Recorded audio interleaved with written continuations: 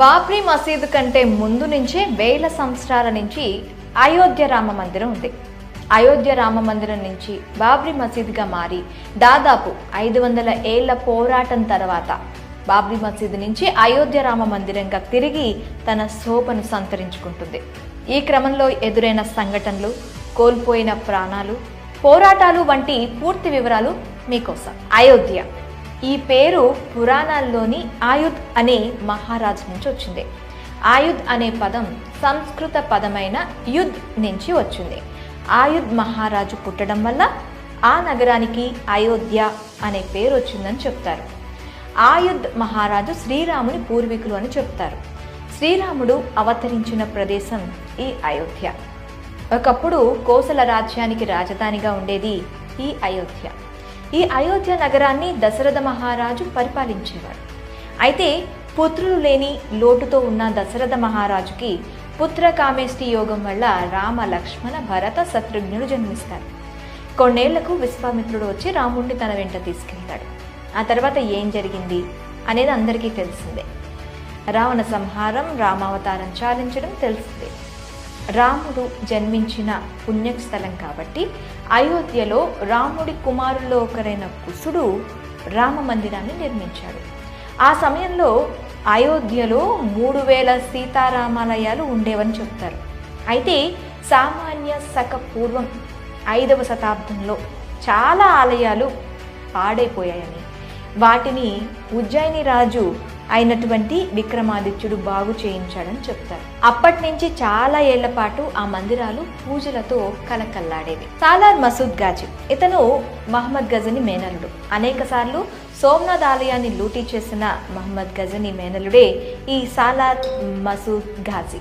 ఢిల్లీ, మీరట్, బులంద్ షహర్, బుదౌన్ అలాగే కన్నాజ్ రాజులను ఓడించి ఆలయాలను ధ్వంసం చేసుకుంటూ ఉత్తరప్రదేశ్లోని బారాబంకి చేరుకున్నాడు. బహైజ్ మీద దాడి చేసి అయోధ్య చేరుకోవాలనుకున్నాడు మహమ్మద్ ఘాజీ.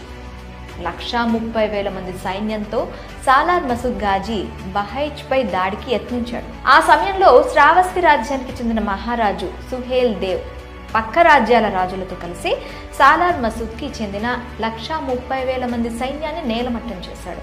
దీంతో భయపడి ఆఫ్ఘన్కి పారిపోయే ప్రయత్నం చేశాడు సాలార్ మసూద్ ఘాజీ. సాలార్ మసూద్ పారిపోతుంటే భోజ మహారాజు వెంటపడి మరి తల నరికాడు. ఆ తర్వాత సాలార్ మసూద్ ఘాజీ శవాన్ని బహేజ్లోనే సమాధి చేశారు. శత్రువు అయినప్పటికీ అతని ఆచారం ప్రకారం సమాధి చేశారు.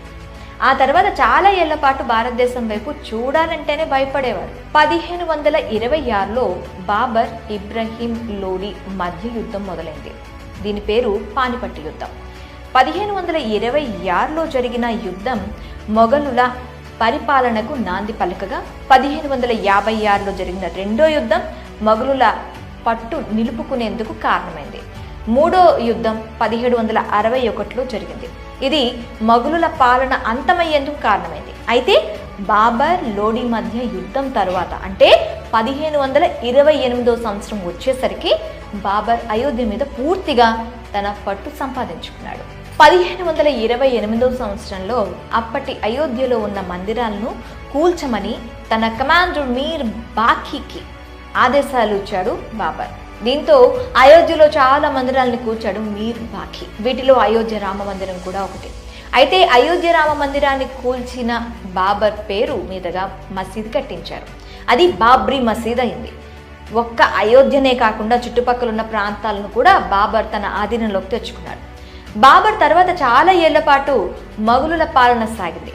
మసీదుగా మారిన అయోధ్య రామ మందిరంలోకి ఆనాటి నుంచి ఒక్కరు కూడా అడుగు పెట్టలేదు. ఎప్పుడైతే రాజా జైసింగ్ వచ్చాడో అప్పుడే హిందువులకు ధైర్యం వచ్చింది. అది 1717వ సంవత్సరం. బాబ్రీ మసీద్ నిర్మించిన 190 సంవత్సరాల తర్వాత రాజ్ పుత్ వంశానికి చెందిన రాజా జైసింగ్ రాజు మసీదు చుట్టూ ఉన్న స్థలాన్ని సొంతం చేసుకోవాలని ప్రయత్నించాడు. కానీ ఆ ప్రయత్నాలేవి ఫలించలేదు. ఆ స్థలం హిందువులకు ఎంత ముఖ్యమో తెలిసిన రాజా జైసింగ్ మొఘలులతో సత్సంబంధాలు ఏర్పరచుకున్నాడు. కానీ తాను అనుకున్నది జరగలేదు. దీంతో బాబ్రీ మసీదు బయట ఉన్న స్థలాన్ని కొని రాముడి పేరు మీద రిజిస్ట్రేషన్ చేయించాడు.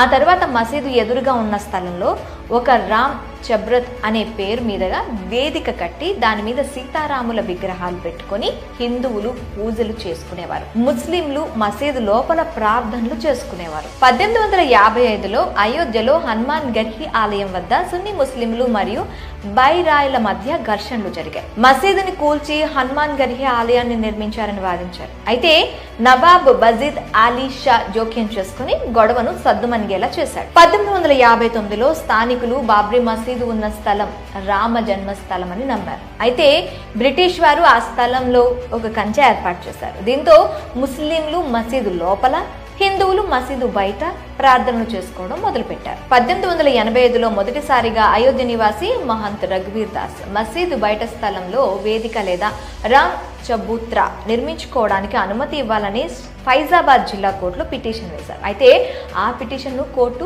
కొట్టివేసింది. 1934లో షాజహాన్ పురాలో గోహత్య వార్త వైరల్ అవ్వడంతో మతపరమైన అల్లర్లు చోటు చేసుకున్నాయి. ఈ అల్లర్లలో బాబ్రీ మసీదుపై దాడి జరిగింది.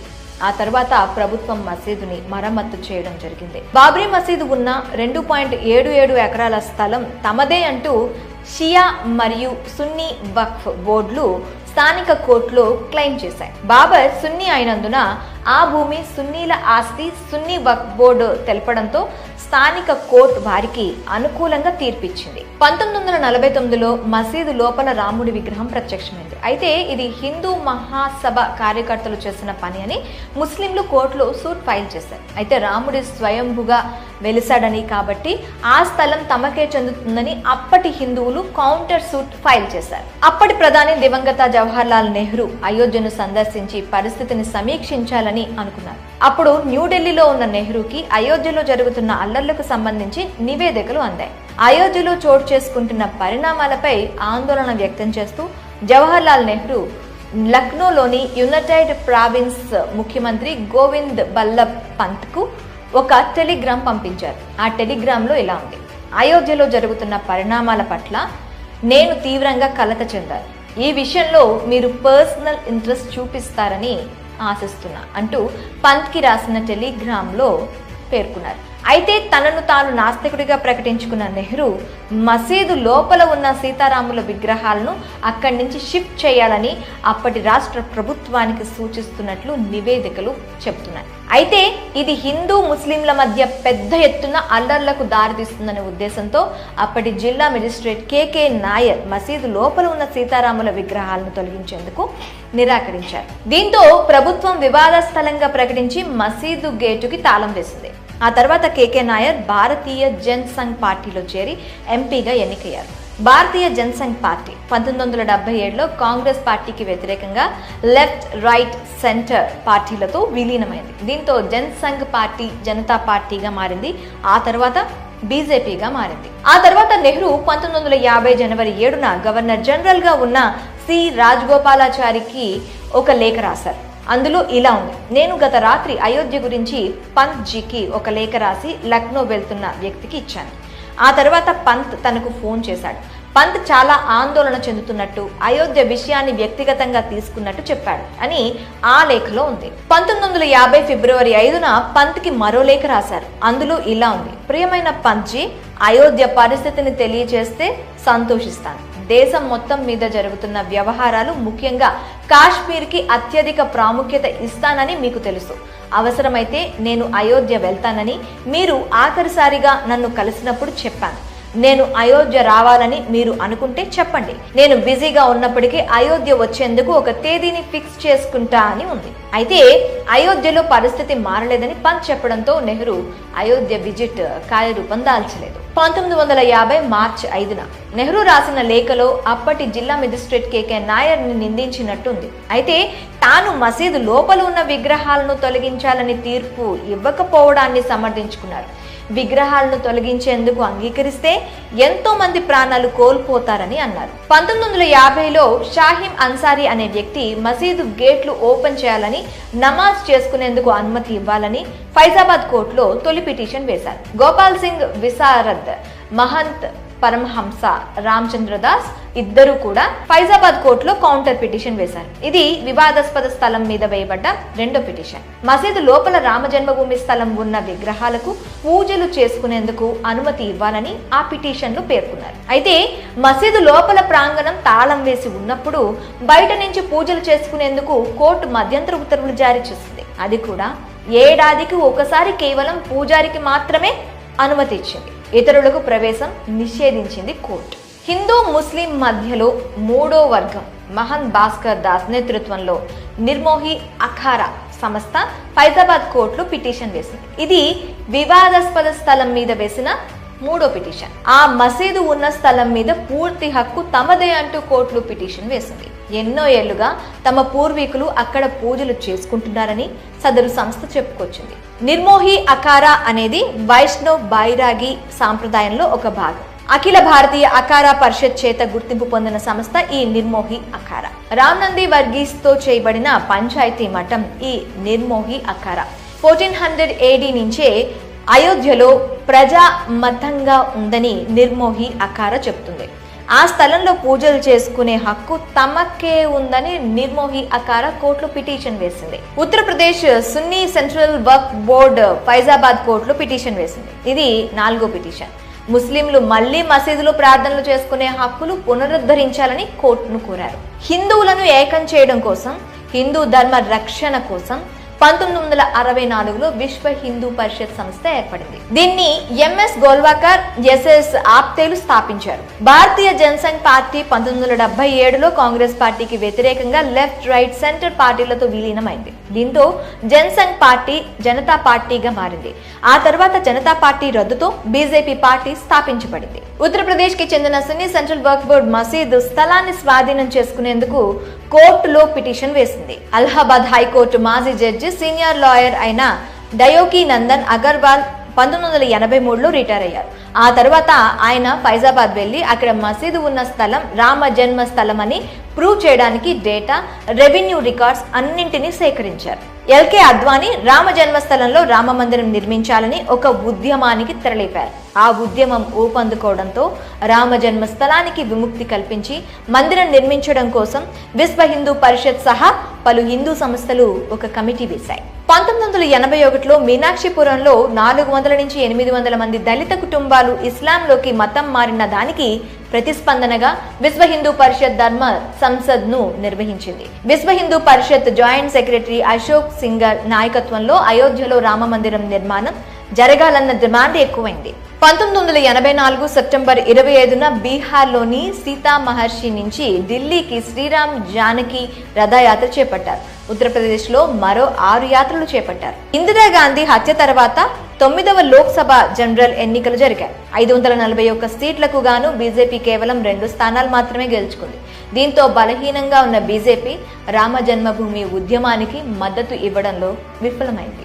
మహమ్మద్ అహ్మద్ ఖాన్ షాబానో బేగం కేసులో ఆమెకు మెయింటెనెన్స్ కింద భరణం ఇవ్వాలని హైకోర్టు ఇచ్చిన తీర్పుని సుప్రీంకోర్టు సమర్థించింది. అయితే ఆ తీర్పును ముస్లిం నేతలు ఖండించారు. 1986లో 2.77 ఎకరాల భూమిలో ఉన్న రామ్ చబుత్రాలో పూజలు చేసుకునేందుకు అనుమతి ఇవ్వాలని విశ్వ హిందూ పరిషత్ కోర్టులో పిటిషన్ వేసింది. కోర్టు అనుమతితో మసీదు గేట్లు తెరవబడ్డాయి. హిందువులు పూజలు చేసుకునేందుకు కోర్టు అనుమతి ఇచ్చింది. కోర్టు తీర్పు నచ్చని నిరసనకారులు బాబ్రీ మసీద్ యాక్షన్ కమిటీని ఏర్పాటు చేసుకున్నారు. చరిత్రకారుడు రామచంద్ర గుహు ప్రకారం ఢిల్లీలోని ప్రధాని కార్యాలయం నుంచి వచ్చిన ఆదేశాల మేరకు కోర్టు న్యాయమూర్తి తీర్పు ఇచ్చినట్లు అప్పట్లో బలంగా నమ్మారు. తీర్పు వెలువడిన గంటలోనే మసీదు తాళాలు తెరవడంతో స్థానిక ప్రభుత్వానికి ఈ తీర్పు అనుకూలంగా వస్తుందని ముందే తెలిసినట్లయింది. ఆ సమయంలో రాజీవ్ గాంధీ ప్రధానమంత్రిగా ఉన్నారు. అప్పటి ప్రభుత్వంపై అవినీతి ఆరోపణలు వస్తున్న క్రమంలో చేసిన విభజించు పాలించు చర్యలో భాగంగా చేసిన చర్యగా అప్పట్లో వాదనలు వినిపించాయి. కొన్ని నెలల తర్వాత ఆయన హిందువులను, ఆ తర్వాత ముస్లింలను బుజ్జగించే ప్రయత్నం చేశారు. 1986 మే నెలలో షాబానో కేసులో సుప్రీంకోర్టు ఇచ్చిన తీర్పుతో విడాకుల మీద ముస్లిం మహిళలకు రక్షణ ఇవ్వాలన్న ఉద్దేశంతో పార్లమెంట్ 1986 చట్టాన్ని పాస్ చేసింది. ఇక ఇదే ఏడాది రాజీవ్ గాంధీ ప్రభుత్వం మసీదు తలుపులు తెరవాలని నిర్ణయం తీసుకోవడం, షాబానో కేసులో సుప్రీంకోర్టు ఇచ్చిన తీర్పుపై వెనక్కి తగ్గడం వంటి అంశాలు అయోధ్య ఉద్యమంలో పాల్గొనేందుకు బీజేపీ పార్టీకి బలంగా సహకరించాయి. అప్పటి వరకు బలహీనంగా ఉన్న బీజేపీకి షాబానో కేసు విషయంలో సుప్రీంకోర్టు తీర్పు ఒక్కసారిగా బలాన్నిచ్చింది. ఆ సమయంలో ఎల్కే అద్వానీ బీజేపీ ప్రెసిడెంట్ గా ఉన్నారు. అది 1989 సంవత్సరం. Vishwa Hindu Parishad vice president, Allahabad high court retired judge Deoki Nandan Agarwal ఒక పిటిషన్ వేశారు. 1983లో జడ్జిగా రిటైర్ అయిన తర్వాత ఆ స్థలం అయోధ్య రాముడిదే అని నిరూపించేలా ఉన్న ఆధారాలను కోర్టుకు సబ్మిట్ చేశారు. 1989 జూలై 1న అలహాబాద్ హైకోర్టులో రిట్ పిటిషన్ వేశారు. తనను రామ్ లల్లా మిత్రుడిగా నియమించాలని లక్నో బెంచ్ ను కోరారు. అప్పటి నుంచి నందన్ అగర్వాల్ అయోధ్య రాముడికి కమిటెడ్ న్యాయవాదిగా, భక్తుడిగా ఉన్నారు.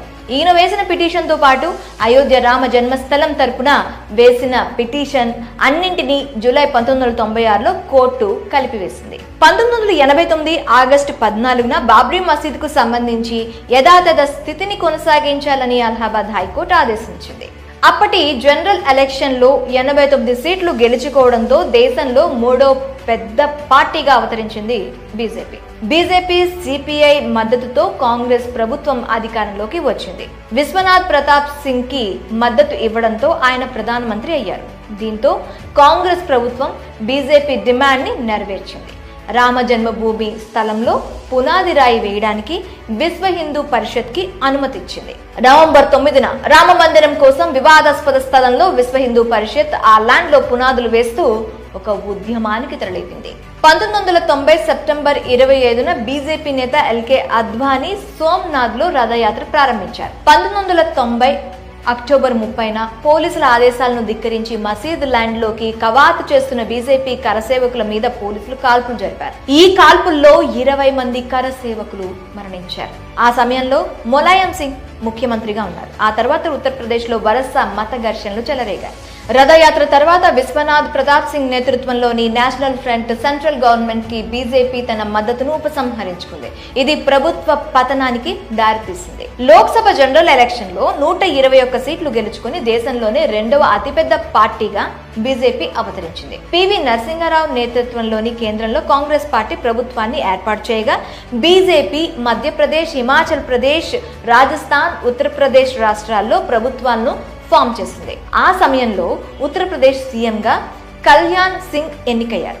అప్పుడు బాబ్రీ మసీద్ కు ఎలాంటి హాని జరగదని కళ్యాణ్ సింగ్ వాగ్దానం చేస్తూ సుప్రీంకోర్టులో అఫిడవిట్ దాఖలు చేశారు. బాబ్రీ మసీద్ మీద దాడి 1992 డిసెంబర్ 6న బాబ్రీ మసీద్ వద్ద ర్యాలీని చేపట్టాలని బీజేపీ నాయకులు ఫిక్స్ అయ్యారు. దీంతో అల్లర్లు జరిగే అవకాశం ఉందని పోలీసులు మసీదు చుట్టూ బారికేడ్లు ఏర్పాటు చేశారు. ల్యాండ్ లోపలికి ఎవరిని ఎంటర్ అవ్వకుండా పోలీసులు బారికేడ్లు చుట్టూ నిలబడ్డారు. ఆర్ఎస్ఎస్ మరియు దాని అనుబంధ సంస్థలు 150,000 మంది విశ్వ హిందూ పరిషత్ మరియు బీజేపీ కరసేవకులతో బాబ్రీ మసీద్ ల్యాండ్ వద్ద ఒక మహా ర్యాలీని చేపట్టాయి. దీంతో పోలీసులకు అంతమందిని అడ్డుకోవడం కష్టమైంది. ఎల్కే అద్వానీ, మురళీ మనోహర్ జోషి, ఉమా భారతి వంటి బీజేపీ నాయకులు ఉద్వేగభరితమైన ప్రసంగాలు ఇచ్చారు. ఆ ప్రసంగాలకు ప్రభావితమైన బజరంగ్ దళ్, శివసేన కార్యకర్తలు బాబ్రీ మసీద్ మీద దాడి చేశారు. బారికేడ్లను దాటుకుంటూ మసీదు పైకెక్కి మరీ ధ్వంసం చేశారు. పోలీసులు కూడా ఏమీ చేయలేకపోయారు. ఇక బాబ్రీ మసీద్ మీద దాడి జరిగిన రోజు సాయంత్రమే కరసేవకులు అయోధ్యలోని స్థానిక ముస్లింల ఇళ్లను కూల్చడం మొదలుపెట్టారు. ఈ ఘటనలో 18 మంది ముస్లింలు మరణించారు. 23 మసీదులతో సహా దాదాపు చాలా మంది ముస్లింల ఇళ్లు, దుకాణాలు తగలపట్టాయి. ముంబై సహా దేశంలోని పలు ప్రాంతాల్లో హింసాత్మక ఘటనలు చోటు చేసుకున్నాయి. ఈ ఘటనల వల్ల సుమారు 2,000 మంది మరణించారు. అయితే తన వాగ్దానం బ్రేక్ అయిందని భావించిన కళ్యాణ్ సింగ్ బాబ్రీ మసీద్ కూల్చిన రోజునే తన ముఖ్యమంత్రి పదవికి రాజీనామా చేశారు. బీజేపీ నాయకులైన అద్వానీ, ఉమాభారతి, ఎంఎం జోషిల మీద ఛార్జ్ షీట్ ఫైల్ అయింది. అయోధ్యలో రామ మందిరం కట్టాలన్న హిందువుల ఆశయానికి ఆయన ఒక ఐకాన్ గా పరిగణించబడ్డారు. అయితే తన వాగ్దానం బ్రేక్ అయిందని పదవికి రాజీనామా చేశారు. పాకిస్తాన్ లోని ముస్లింలు 30కి పైగా హిందూ ఆలయాల మీద దాడి చేశారు.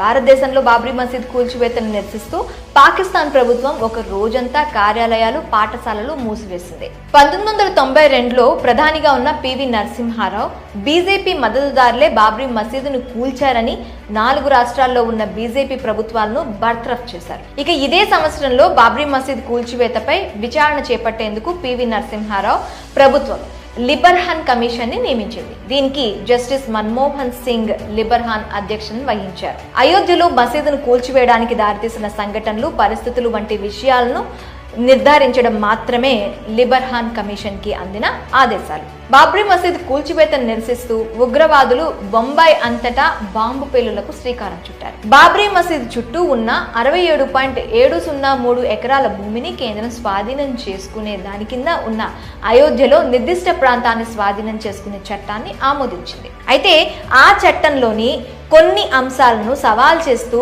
ఇస్మాయిల్ ఫరూఖీ ఒక వ్రాతపూర్వక పిటిషన్ వేశారు. ఇక ఇదే ఏడాది లిబర్హాన్ కమిషన్ తమ పరిశోధనను ప్రారంభించింది. ఈ కేసుని సిబిఐ తీసుకొని బీజేపీ నాయకుడు ఎల్కే అద్వానీపై ఛార్జ్ షీట్ ఫైల్ చేసింది. మసీదు కూల్చివేత ఘటనలో 19 మందిని నిందితులుగా చేర్చింది. వీరంతా మసీదు కూల్చివేయడానికి కుట్ర పన్నినట్లు సిబిఐ తేల్చింది. మసీద్ అనేది ఇస్లాంలో అంతర్భాగం అయినది కాదు, కాబట్టి నమాజ్ అనేది ఎక్కడైనా చేసుకోవచ్చు అని తెలిపింది. అలానే మసీదు కూల్చివేతలో ఉత్తరప్రదేశ్ సీఎం కళ్యాణ్ సింగ్ ని బాధ్యుడిని చేస్తూ 1 రోజు జైలు శిక్షతో పాటు 20,000 రూపాయల జరిమానా విధించింది. 1998 సంవత్సరంలో ప్రధాని అటల్ బిహారీ వాజ్పేయి నేతృత్వంలోని బీజేపీ సంకీర్ణ ప్రభుత్వాన్ని ఏర్పాటు చేసింది. మసీదు కూల్చివేత వార్షికోత్సవం సందర్భంగా ఉద్రిక్తత నెలకొంది. విశ్వ హిందూ పరిషత్ మరోసారి వివాదాస్పద స్థలంలో హిందూ ఆలయం నిర్మిస్తామని ప్రతిజ్ఞ చేస్తుంది.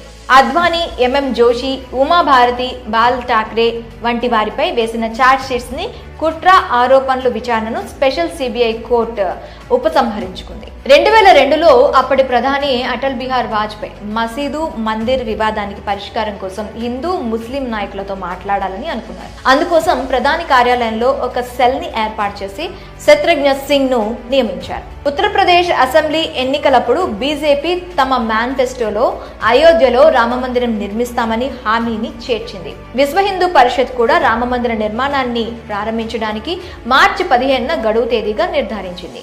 మార్చి నెలలో వందలాది మంది వాలంటీర్లు అయోధ్యలో కలిశారు.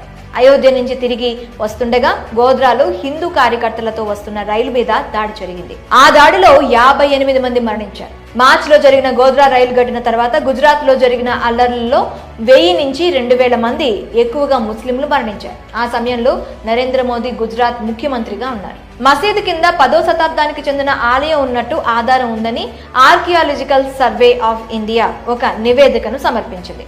అయితే ఈ నివేదికను ఆర్కియాలజిస్టులు, చరిత్రకారులు ఖండించారు. బాబ్రీ మసీదు కూల్చివేతకు ప్రేరేపించిన 7 హిందుత్వ నాయకులపై విచారణ జరగాలని సిబిఐ స్పెషల్ కోర్టు తీర్పిచ్చింది. కానీ మసీదు కూల్చివేత సమయంలో అక్కడే ఉన్న అద్వానీ మీద ఎలాంటి ఆరోపణలు లేవు. మసీదుపై దాడిలో అద్వానీ పాత్రను నిర్దోషిగా పేర్కొంటూ గతంలో ఇచ్చిన ఉత్తర్వులను సమీక్షించాలని కోర్టు మరోసారి తీర్పునిచ్చింది. అయోధ్య రామ జన్మభూమి కాంప్లెక్స్ పై ఉగ్రవాదులు దాడి చేశారు. ఈ దాడిలో 6 లష్కరే తోయిబా ఉగ్రవాదులు అనుమానితులుగా ఉన్నారు. అయితే భద్రతా లోపానికి కేంద్రమే బాధ్యత వహించాలని Vishwa Hindu Parishad international general secretary Praveen Togadia UPA ప్రభుత్వానికి నివేదించారు. తవ్విన ఆధారాలను నాశనం చేయడానికి ఈ దాడి చేశారని విశ్వ హిందూ పరిషత్ ప్రెసిడెంట్ అశోక్ సింఘల్ అన్నారు. అప్పటి ప్రధాని పివి నరసింహారావు నియమించిన లిబర్హాన్ కమిషన్ బాబ్రీ మసీద్ కూల్చివేతకు సంబంధించిన నివేదికను ప్రధాని మన్మోహన్ సింగ్ కి సమర్పించింది. 100 మందికి పైగా సాక్షులను విచారించిన అనంతరం 17 ఏళ్ల తర్వాత కమిషన్ నివేదికను సమర్పించింది. దేశంలో ఇన్నేళ్ల పాటు విచారణ సాగిన కమిషన్ ఇదే. ఈ నివేదికలో అటల్ బిహారీ వాజ్పేయి, ఎల్కే అద్వానీ, మురళీ మనోహర్ జోషి, కళ్యాణ్ సింగ్, ప్రమోద్ మహాజన్, ఉమాభారతి, విజయరాజీ సింధియా వంటి బీజేపీ నేతలు దోషులుగా ఉన్నారు. అలానే గిరిరాజ్ కిషోర్, అశోక్ సింఘాల్ వంటి బీహెచ్పీ లీడర్స్, శివసేన అధినేత బాల్ ఠాక్రే, మాజీ ఆర్ఎస్ఎస్ లీడర్ కెఎన్ గోవిందాచార్య వంటి వారు దోషులుగా ఉన్నారు. ర్యాలీలో రెచ్చగొట్టే విధంగా ప్రసంగాలు ఉన్నాయని, అయితే మసీదు కూల్చివేత అనేది ప్రణాళికబద్ధంగా జరగలేదని నివేదికలో పేర్కొంది. అయోధ్యలో ఉన్న బాబ్రీ మసీదు ఉన్న వివాదాస్పద స్థలాన్ని 3 భాగాలుగా విభజించాలని అలహాబాద్ హైకోర్టు తీర్పునిచ్చింది.